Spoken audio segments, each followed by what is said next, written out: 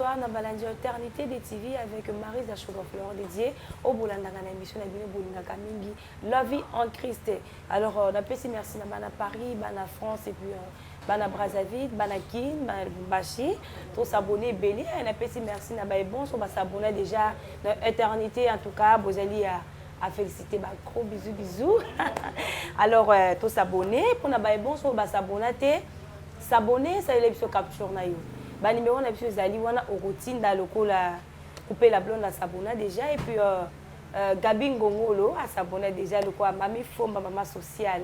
Gros bisous à toi et puis la sengi to zala wana branché na bemé bino pasteur l'autre fois bon mona que une fois na témoignage moko beta comme Ali moi Ali moi ta zaki na yeba contre ton mère les lois nzamba sali grâce à zalana biso le monde. Alors c'est déjà dans le plateau qui vous paie ça une beauté. Pasteur Arthur, bonjour. Bonjour, Boni. Bien, papa, bonne nuit. Bien, Ngolanza Mbesala, ça fait longtemps. Bonne éternité, TV, Bamona Bisso. En tout cas. Les lots de grâce. Il y a au monde dans la source depuis le côté 2022, je pense. Oui, 2022. Depuis le côté 2022. Moi, déjà, j'ai eu ma concentration pour nos orientations. Ok. Donc, dès que tu es boutoyé, tu es tous en abîme. Ok. Merci beaucoup, Pasteur Togo Sambila. Seigneur de grâce, te pécho merci. Na occasion pécibiso de partager la connaissance avec ton peuple. Tika ou affecté à mon nyonso ou occasion ya kolanda biso partout dans le monde et que faveur na yo nzambe ya lola il a ta corps un peu esprit na biso. Nyonso to ko solola et pe solo kum na kombo na Yesu de tolobi amen. Amen. Pasteur Lelo meme biso thème. Oui, lelo na meme libo tanzambe thème moko ya muke et puis thème important discernement des esprits. OK. Na thème wana ezana makambu ebele o ezota la vie à peuple de Dieu. Bato belé lelo ba vivre na kati ya mokilo sans discerner, sans discernement. Et à quelque sorte au monde bango bazar to benga bango na balangage ya délivrance comme état ba aveuglé en makambu sans ayeba auti wapi azokende wapi akomi na tanini aza ajnini azomekate to lo baona lingala azososola te étape nini vi na ye ekomi nango et soki totie discernement des esprits parce que mutu nyonso à chaque fois tant azoposer acte fayeba quel est l'esprit qui m'anime molimo nini ezotindika nga na sali kambo na sali lelo le lobo na bimisi le logo ni ezo pousser nga na loba yango likamo na osala lelo e utu api ponga na sala yango donc tout cela ezo faire partie il y a discernement des esprits to tie ba esprit au plus réel parce que chacun de nous a un esprit qui l'anime batulelo baoli la blocage condamnation baoli la ba esprit ya ba coutumier ezo landa bango ba musu bazana force ya stérilité et bloqué ba makambo na bango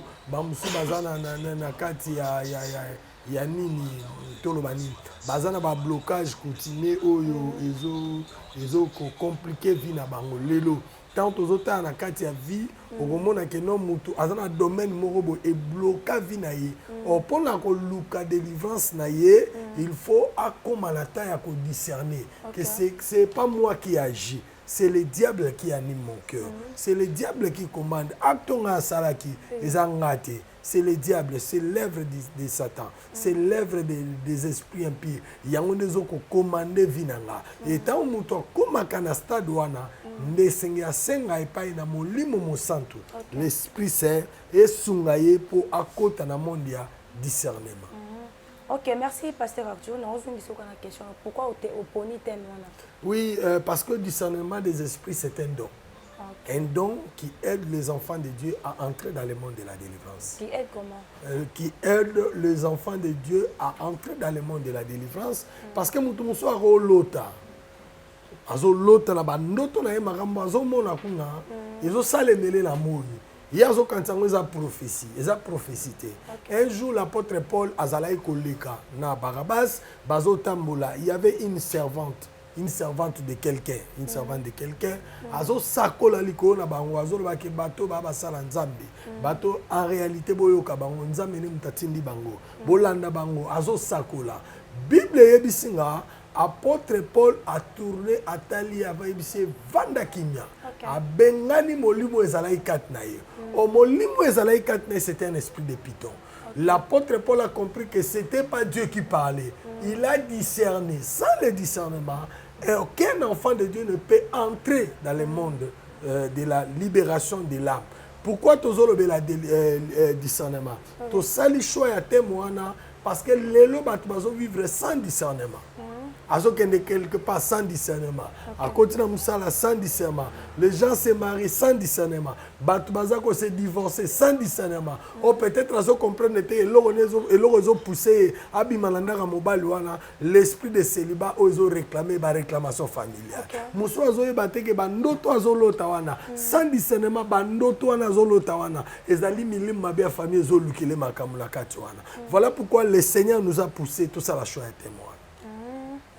Ok, merci Pasteur. J'espère que Banazan Baron déjà.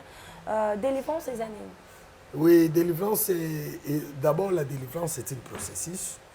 Délivrance c'est l'étape de quelqu'un qui est soit lié, qui est soit obsédé, qui est soit possédé, qui est soit envoûté, qui est dans un état dirigé par les esprits impurs. Dans cet état-là, Nalinka Tozo le fou de Gadara. Le fou de Gadara, c'est l'homme qui habite le cimetière. Les Amuto Abandaki, Azaki na maladie à folie. La famille qui va maîtriser, ba koki était, ba koki ko maîtriser était, ba le bi mutuana qui va venir dans le cimetière. Maintenant, tant qu'on a commis dans le cimetière, Christ a été visité. Christ a été visité. Bible lobby que il s'est maîtrisé par le pied. Azosi mama bang, azomizo qui ça, au katabachen, il faisait tout. Pourquoi? Parce qu'en lui, il y avait les esprits impurs. Maintenant, délivrance ezali étape oyo mutu abandarana nous ça la prise de conscience.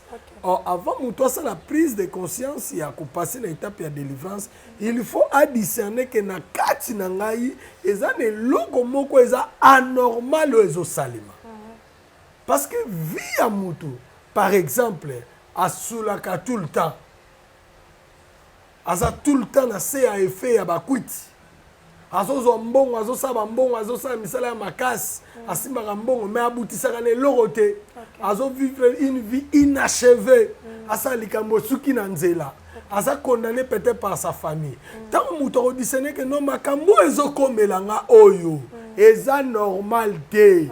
Fona lukela yango délivrance. Nde na étape wana asali lelo tobengi la prise de conscience que o nazo vivre lelo eza ngaite eza misala ya mabe eza soit bondoki ya famille eza soit bitube utelanga de gauche comme de droite tango ako comprendre nde akoti maintenant na processus ya délivrance. La délivrance tozo définir yango processus de changement d'état. Alors, Pasteur, tous on a battu la délivrance, nous tous sans eloko, nous sans nyoka, nous sommes sans di Congo. Alors, délivrance c'est les carabons, c'est comment? Bon, faut la écouter là, nous sans ça, nous le goro do ana na tunae. Bino mo boye bito yoka yoka kango, nous na sans ki nyoka, sans ki boye. Possession démoniaque est le chose de l'esprit. Tout ça, le monde de l'esprit qui n'a rien à voir avec le physique. Ce qui nous a lié à la femme de nuit, aux hommes la femme de nuit, on a aussi à la romone a été. Au moins que, dans le but, il y a un cas particulier. Au moins que, Moutouana bazo qui ligorodo naturel, bakoti siye na nzoto pour contrôler la vie naïe. Dans ces fait normal parce que nakutana na mboko nini Sibiti na ngambo ya Braza nakutana jeune fille moko boye. Jeune fille c'est une jolie fille mais nakuta alataka style d'homme. Alataka style d'homme. Style d'homme yeso moni alataka pantalon alataka robe style d'homme. Donc demi ba balata nde alataka. Couture d'homme azolata, bato ba ba secret na été. Azali une héritière, il y a beaucoup de richesses dans Koutagé na bambongo, le pan azovanda. Je ne sais pas comment calculer ça, étendue, ndakul. A une bonne vie. bon? Mais lorsque je suis passé na teyaki mateya o nazolo balelo le discernement des esprits, c'est là où j'ai découvert cette fille. OK. Fille wana zali origine na eza tellement compliqué. Landa moi témoignage, ça va aider beaucoup de gens. Fille wana botami nini, papa na maman bazo botate. Maintenant maman ya mobali ya ebisi mwana na ya mobali abino yelanga mwasi na. Pourquoi bobo tate ya kana? Amemi mwasi wana na ndako nganga. Tango bakomi na ndako nganga, kuna nde bakomi na ndako nganga na ndako nganga mobali na mwasi mama bokilo akaboli bango. Atiki mobali alali de droite, mwasi alali de gauche. Maintenant il se fait que na butu moko bona minuit. Mwasi alali aola mukaboye de gorodo abimi. Parce que le gorodo abimi na minuit. En attendant maman bokilo aye kozwa mwana na ya mobali. Ayebisi ezwa mwasi na. Nde boki boki bota. Mwasi akomi na zemi. Abota jeune fille. Mwana ana za mwana ya nani? Bato ba pena réponse. Sikoyo na kati ya vie ya fille wana. Oyebi ba oto bengaka ba benga oni. Ba gale. O muso abela kwa kara. Ba piloko bimana nzoto. Oye bimaka bana na mutu na mapalata. Ba mapalata. Ya esko ezali tout corps. Donc ce que po alongola yango ezala très difficile. Nzoto na ekoma ndengo wana. De koma mapalata nzoto. Ekoma mapalata donc aswanya yango na bakisi na antibiotique na nini tout ça là. Donc maintenant ce que ayebite mukolomo mama na ya benga e abeteli lisolo ya ndenge abuta. Nakawana pour répondre à la question, il peut se faire que mutu bâtir le gorodo. Mais ce qui est un esprit, et éthique à l'esprit. Na principe il y a délivrance. Mutu azana esprit na nzoto na eko kokoma nyokate. Eko kokoma ngolote. Eko kokoma pe le gorodo te poser esprit. Ce qui ba kote ki otonga na nzoto. Tant ba osala délivrance c'est sengi tonga na bima e bima nango. C'est pas un problème. Ils ont dit que barozo batonga musu ba bimisio. Ils ont dit que no yo bateke le gorodo te subitement boy le gorodo et bimi. Ça n'a pas de sens. On est tombé en faux délivrance. Maintenant la véritable délivrance du Seigneur o nzamba sali la rabiso et bandara na libanda te e bandara na kati ya moto. Mutu ye moko na kati na ye, il faut sentir le besoin là. Ya kozala délivrer na kati na vie na ye.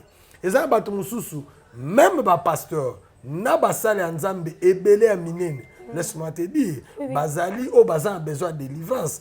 Makambo ya vivara na vie na ye, azan a besoin de délivrance. Mais azo luka yango te. Au luka na délivrance wana te. Pourquoi? Parce que il est déjà pasteur. Il est évêque, il est prophète. Il a bâti nyonso. O batu bazan nango na mokili. Mais na kati ya vie na ye, il connaît dans son intérieur qu'il y a un ça ne va pas. Et lorsque Mouta senta qu'il y a un ça ne va pas, c'est à ce moment-là qu'il a besoin de discerner. OK. Et quand tu discernes, la véritable délivrance, dans le but de délivrance spectaculaire, dans le but la véritable délivrance qui passe dans la conscience de l'homme. Pasteur, ezana fille moko na kotanga komona été la fille soi-disant balobaka ki anyataka biloko na nzela. Alors avec le temps, le moi c'est Zovimba Kobanda na seti likolo. Ça fait même 3 ans ou 4 ans. Alors tant que ça libongo ba memi na ba bokoko ezo simba kate. Ba ken hôpital ezo simbate. Alors nazo pesa exemple parce que lobby que pour mutu azwa délivrance, il faut yemoko mitala que et loko ezo marcher bien te na vie nanga. Alors moi nazana ba 20 ans OK déjà ba 20 quelques. So mona za belle fille. Ala taka biloko milai mais le colon ne vimba kaye kaka soki mbaki ba prière asala ka moi oui a décourager bino boke prière te est-ce que muto bongo to ko baza besoin de délivrance bien c'est comment parce que papa n'a dépensé tout papa n'a za mbongo a dépensé trop mais moi na ki paraté que azana ba ami na ba camarade na ngamba lati moi biloko mikuse yezala te alors ça la vie na ye le colon ya ko vimba c'est comme muto bongo est-ce qu'il y a cause à la besoin de délivrance? Départ, il y a besoin de délivrance. a besoin de délivrance. Okay. Parce que dans le but de délivrance, ils ont passé dans l'intérieur. Yo moko a besoin de délivrance. Donc, tant que fan d'hôtel, mais comment ils ont marché? Ya Marisa. Oui, papa. Mutuye moko ayebi ninga lala kayebi ninga lamuka kayebi makamuni azo sala. Peut-être mutu ana azo tala ye moko mi pesi pasi wana. OK. Soki nga moko na mi pesi pasi nde na olukelongo. Donc on a qui que ce so pesi et le kowana. Pour au changeant il faut remplacer l'homme. On remplace on ndeni parce que so pesi yango. Donc on peut ka bongo. Et au kufino ka bongo, ba une seule condition au revenir conscience ne sala. Soki on ndimi ko bongo la motema. O yoki souci ke nzamba kangola yo. Dieu peut faire renaître les choses. Nzamba ko sécuisa. Ata lokolo ana kabango na mokila molili, nzamba ko bikisa ye. Mais problème ezaka ya prise de conscience na ye. Bato belé lelo ba na prise de conscience te. Azana likambo abombi yango, alingite bato ba ye baba secret na ye. Aosa makambo cache. Aibite ke panzambe likambo ebomba na ezate. Il y a rien de caché devant Dieu. Tout est ni devant l'Éternel. Voilà pourquoi quand tu fais des choses, cherche à connaître, à découvrir d'où vient ton malheur. Parce que la fille dont je viens de parler ici, d'où vient ton malheur, allez là. Vraiment. Allez-y. Elle m'a appelé dans sa maison, une jolie maison. Na Ajazaki nango à l'époque, mais célibataire. Zomona. Parce que vie na qui conditionné na ba esprit impie. C'est pourquoi bananzambe faut ba kota na monde wana. Ya ko luka la vraie délivrance, na bi délivrance fabriquée. Na bi la vraie délivrance. Il y a pas un maître de délivrance, le plus grand maître de délivrance s'appelle Jésus. Mukolomo ko ba ye koli. Ye swatindi bango. Ba kei ba biksi ba to malade, ba bengani milim mabe. Ba bengani milim mabe de tout genre. Mais ba memela bango kamoro ya muke épilepsie. Bakoka yango te. Vraiment. Yoka skoyo tant ba ye pas maître pour mikolo na benga Jésus ka rabouni. Na yebisa Jésus ko yonde rabouni le grand maître des maîtres. Na benye na bibi senye ba ye na ye pa na ye. Ba yebisi Yesu ba bi me ba ye kolino to memeli bango ka o bakoki yango te. Maître ayebisa ki bango. Ayebisi bango abi bokoki ka o te mais ba ka ya boyi. Ba ka ça différent. OK. Ayebisi bango ba ka ya boyi.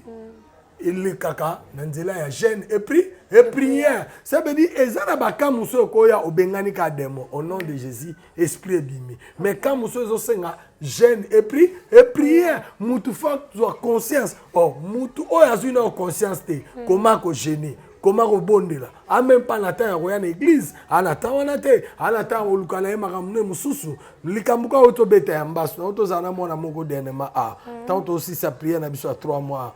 Tant pour toi la prière à 3 mois chaque année. To zana ngo pe na juin, ya année ou. Donc to zana ngo boya pe utala. Qu'est-ce qui se passe là-bas? Alors, na tant to ba na prière wana, na fait nango la fille venir na lokolo tale vimba na sambeli. Na possible ba question na tout moi ba question mais il faut répondre le Seigneur a ça qui est grâce mais talanga inano mutu pasi na no silité azo bisanga pasteur na bisa na bi kota retraite so attend 2 jours na présence en Nzambe ou luka délivrance non pasteur nga fana kende koteka est-ce que mutu abongo aza souci vie na ye a besoin de souci na ye ana souci vie na ye tant yo za na besoin de délivrance ba sacrifier ka temps ba mi disposaka ko disposer ka nzoto te disposer corps âme et esprit na yo parce que la partie possédée eza corté la partie possédée c'est l'âme de l'homme yango ndezaka possédé c'est là où habitent les esprits impurs yango ezali partie oyo ezaka important poto kangola yango na monde des ténèbres mutu aza na besoin ya délivrance ya âme na ye et tant que âme na yo eza lié quelque part ndenge ozotuna biso délivrance eza nini délivrance eza libération ya âme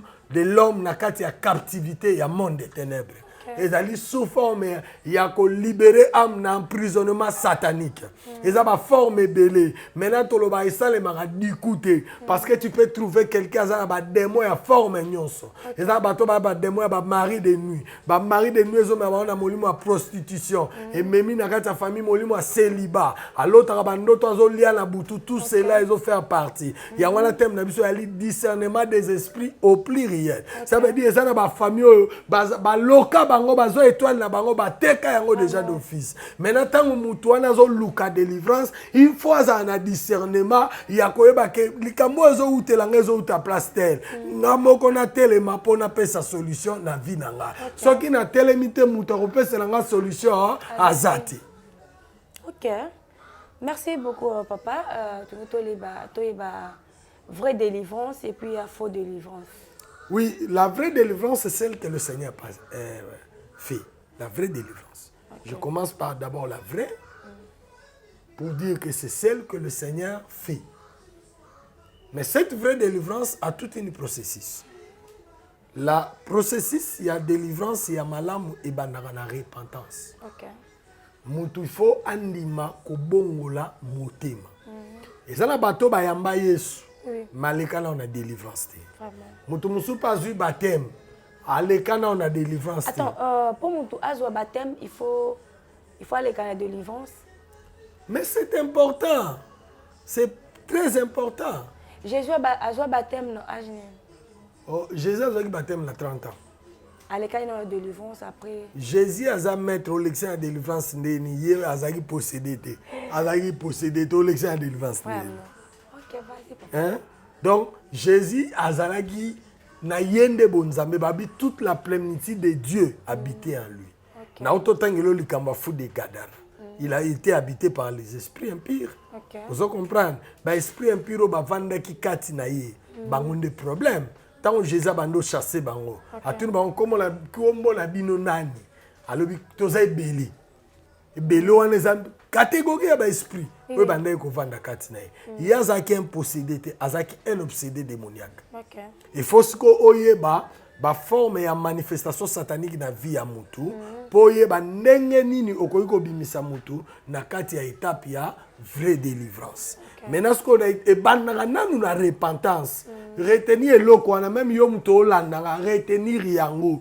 Tant que nano sali repentance totale te. Ya kotika mabe et ozo le kanakat na vie na yo moyo okota na processus ya vraie délivrance ezate tobi ke bato belé ba brûler pe ba étape na ba possession azana posséder ba comme serviteur azana posséder a comme pasteur donc o kende ko landela ba makamwa na yo so babite alinga ba pasteur tété tozana besoin ya basali mais tozana besoin basali à la modèle de Christ. Zambalo la pambola bino. Deuxième réponse, les faux délivrances. Les faux délivrances, c'est Zanine. Faux délivrances, c'est Zali. D'abord, on a processus. Ok. Les abattus, le pour passer le délivrance, il faut pas se coller. Surtout bino bana basi boye. Aïbiso abi Marisa pour les grands délivrances, il y a un chocolat. Oui, na mona papa moko asenga bongo, asenga miliki et puis ba chemise bana blanc, batisi wana. Asenga yango. Asenga quelques blocs, on a ba offrande plus de $100. Ma puta ba ndeke ba soso ba bloc belé pour la délivrance pour bonga. Alors la fille a ce bloc qu'on a payé mais jusqu'alors tout le monde a délivrance. Mais parce que ça faut délivrance yaya. Est-ce que pour Nzamba Kangola mutu faut mtaper ce loko? C'est ça. Makila yesu zawapi. Vraiment. Makila ya Yesu esika ya makila ya Yesu ezawapi. Esika ya makila ya Yesu yango ndezo ba offrande. Ba offrande ba pasteur ba oluka lelo. Pour l'élection na délivrance a biso sombe chassa secret, somba seka loso sabo tout ça là. Tout le monde ngo ebele. Ngam to na oloba na yo lelo na lexi moi na zumwa ngolu ya kolekisa ba ka ya ba délivrance ebele na ba diversité de cas. OK. Na zumwa ngolu wana. Naza spécialité. Naza peut mettre la délivrance mais naza ngolu wana. Ya kolekisa moi ba ka ya délivrance ebele. Na ko exiger ni. Et là on a exigence ngezaka yo yamba Yesu ndiba pe ko bongola motema. Soko bongola motema la yo. O etikali nzamene mutu akosala. Soki basali mbeli yo obiki. Mukuyo oza reconnaissabilité na nyoso nzamba sayilinga na pesa offrande. Sans que basenga yo. Mais soki komi un droit et komi ya roteka. Olimbisanga na lobake komi ya roteka. Mais délivrance eza ya roteka te. Délivrance eza gratuit. Offrande eza droit, mais délivrance eza gratuit. Parce que tu as battu belé parce que ça ba na nzambe trop délivrance pesa ngabo esala bo pesa moi mutazo pesa biloko wana ebele mais azo appelle délivrance wana te. Le problème est zanini. Le problème est ali qui est en train de faire ce service-là. Ok. Où est-ce qu'il a reçu les dons de Dieu? Est-ce que tu as ndenge nini ki ozali musana nzambe ya solo ou bien ozali kuta to yeba koma elembo nini ko la kisaba na nzambe? Donc ce qui bandi déjà que pasteur n'a pas besoin de délivrance, a bandi pesa bo donc il faut na kata. C'est kata. OK. Parce que délivrance c'est cause en la condition moko lucrativité. OK. Délivrance c'est loko mutazu conscience dans y pa na yo, sambela pona ye, landela ina ba prière. Côté na ba jeune so ikana ezo senga ba jeune kanyo so kokana raté mabeza la monotonie kanyo so moi la batoza azaki ndoka 2 jours olexé na jeune ya 3 semaines yewana azaki ya moi munena na matama abimi mikuwa odo kanyo so sengite ba lexango na jeune soki kana yesenga le kana jeune olexé na ba jeune c'est à la personne à la conservité na nyoso ba sambeli ngai akanti offrande apesi. Vous dites qui est? Si quelqu'un a koye ba ndenge nini? Discernement des esprits. OK. Mon place à discernement des esprits. Discernement des esprits et permettre ngana ibaki ka oyo na ne na landeli mwana oyo kana ye et 54 mois 3 jours à prière, Dieu va l'aider. Discernement des esprits est andeni. Discernement des esprits est d'abord don spirituel. Où nous avons doté na un serviteur ou bien à moi nous avons à comprendre qu'est-ce qui est devant lui. Discernement des esprits en dehors il y a un don spirituel, c'est aussi une capacité on a pour comprendre l'état physique naïe. Ce qui nous comprendre l'état physique naïe parce que l'état physique est un fruit il y a état spirituel et à moutou. Donc, tu n'a jamais moutou liboma, ce qui esprit naïe est à posséder. Donc, c'est ça. C'est important. Ce qui moutou a reconnaissant à ça les actes et offrandes, on va recevoir. Mais ce qui est comme droit et continue l'alignement, il y a pas faux délivrance. Et continue l'alignement, parmi les faux délivrance, ils ont dit à quoi? Autour de la question, on dit, on est bandeni, on a un vrai pasteur, un faux pasteur. Autour de la question, parce que ba pasteur ebele toza lelo na kisasa batu bakomi ko salela baka ya prière ya bana nzambe ba omemela bango nde commerce. OK. Comprendre? Bakomi sango nde commerce. Au lieu bana nzambe babika bana nzambe tokomi ko exploiter bango. Mama vous avez likamuni bon. Au lieu batika Bible na opesa bango conseil basa na bango ba cabinet ya bokoko baba ndobikisa batu na ba kisa bokoko ebimia po soki bazo landa liloba nzambe lobi bongo te. Liloba nzambe elobi na ngai nazwaki ya ofele na pesa pe ya ofele. Cela veut dire nazwaki ya ofele na pesa ya ofele lobiko oyo Yesu amemelaki mokili ezali gratuit. OK. Yangwana pe mokili eza na droit et vivre na kati ya gratuité wana. Zamba lula pambola bino. OK, merci pasteur. J'espère que bananzambe bazolanda biso bazali ko se retrouver. Alors ngana pesa 3 minutes mais quand peu ko vous en verser moko bongisa ki pona bananzambe au partager na bien. Oui, nazana mukanda acte chapitre 2 verset 26. Elobi boy. Elobi motema na ngai eza na esengo monoko na ngai eza na sai nzoto na ngai eza na kimia pamba te nzambe akotika molema na ngai te na mikolo na kufa. Cela veut dire une âme abandonnée dans le séjour des morts eza na batu ebele âme na bango eza na kata séjour des morts. Azolala na butu azolota makambo eza compliqué. Azo vivre vie moko eza compliqué. Et tant muto azo vivre vie compliquée, makambo azo ça les a compliqué, nzele zo balate, avenir ezo za la définité, c'est trop dangereux pour la personne. Voilà pourquoi tozo ebisa ba nzambe nyonso sika bazali. Onyo so zi occasion ya kolanda biso na Éternité TV. Bien-aimé dans le Seigneur, yoka nzambe azana besoin nzoto neza la kimia, motema neza la tranquille. Nzambe azana besoin tozala tout le temps malade, tu es tout le temps malade et puis ba malade yango ezaka ba maladie périodique, malade wana zobela lelo yango na koko na bino akufa kinango, yango na songo na zakina, la même maladie oyo zanango lelo. Voilà pourquoi je te conseille, je te réveille, j'interpelle ta conscience que conscience na yo, o comprendre que na vie na yo ozali appelé à kozwa conscience ya ko telemisa makanisi na yo obanda ko lukelonga na nzambe soki omoni okokoka te luka basala nzambe basunga yo luka basala nzambe basunga yo parce que basala nzambe bakosunga yo kaka na likambo oyo oza nango wana peut-être omekaki esimbaki te mais meka mbala oyo ekosimba mpo nzambe atiki yo te nzambe ayebi yo ayebi baproblème na yo ayebi badifficulté oza nango ayebi combien famille ezotambola te ayebi combien bana bazoresir te ayebi combien molimo aselibe bloqué famille na bino ayebi combien bamari de nuit na bafemme de nuit baotourmente bino ayebi combien tu es torturé par les esprits impies jusqu'à ce kozanga na pongi lelo ozoyeba te vino kokende wapi kosuka wapi tu fais des choses qui n'aboutit à rien tu as besoin du Seigneur. Amen. Le Seigneur a besoin de toi. Amen. Tu as besoin du Seigneur. Le Seigneur a besoin de toi. Amen. Éveille seulement ta conscience. Cherche la face de Dieu. Tu trouveras la solution à tes problèmes. Merci beaucoup. Merci beaucoup, Pasteur. En tout cas, dans ce pays mingi, na maté nayo, en tout cas, ça lui va bien. Tokomi na suka émission na biso, moni na suka ko ebisa bananzambe. Oui, bananzambe nyonso esika bazali. Tozoke na suka ya mokili Yesu alingaya.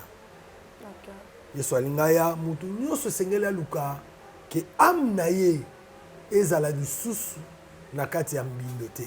Okay. Aluka nkolo po ete nkolo abikisa ye. Okay. Donc oyo ozala mpo sa tosunga ye na losambo tosunga ye tokosunga ye. Plus de 143 89 41 22 846.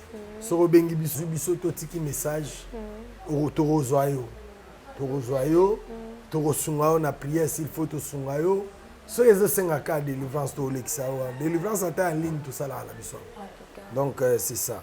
Nzambe ya pambola bino. Merci beaucoup. J'espère que lundi Pasteur Arthur vous avez un problème, au check commentaire na yo, appel numéro na ezali wana vous voyez facilement. Et ça numéro na WhatsApp, appel, c'est normal. En tout cas, côté wana, Pasteur Arthur, ça en est bien.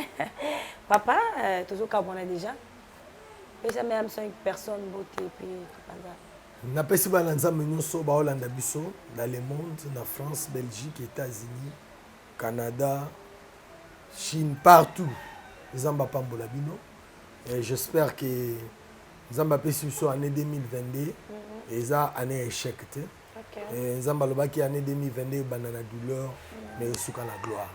Tous en la confiance que Dieu va faire des choses même si année où bandé lui est dur mais en la confiance Dieu va faire les choses. Merci. Nzamba pambola bino. Merci beaucoup, c'est Pasteur Arthur avec Marie Sugar Fleur dédiée au Bolanaka Mingi na mission na bino Bolanaka Mingi la vie en Christ. Alors, on a essayé de s'abonner, de aimer, de partager. Na bosanité, maman balinga tina, ou bota Marisa, gros bisous à toi. Na bosanité peut-être Taylor Jugeur, ou Zolanda Bisso quelque part, gros bisous à toi. Et puis, na bosanité, Ariel Mouteba, mon conduit, ou Asimba déjà, ou Asimba Bilili, Sozomona, Maramozo Fanda bien, donc, Ariel Azali, ou Alamto Fanda, Makamona bien. Alors, s'abonner, aimer, partager et puis à la prochaine.